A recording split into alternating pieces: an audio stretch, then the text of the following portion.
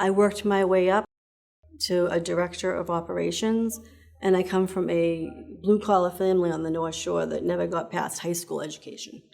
I had a college degree, not a master's, a bachelor's, and I was running a company after 10 years being in manufacturing.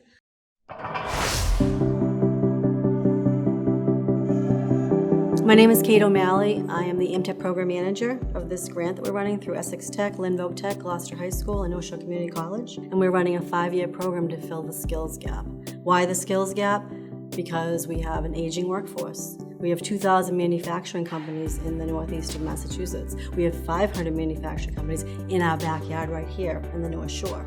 The partnerships are extensive. The Mass Higher North Shore Career Center does so much to get the students through. We're talking about adult students have these supports. They have case managers, they have job placement specialists, they have resume writers, they have all these people supporting them from the very beginning to the very end until they get employed. Think about the vision of going into a manufacturing company, getting a good salary, and going back to school if you want to, maybe on their dime, or maybe something shared. If you're willing to learn and to grow, the sky's the limit.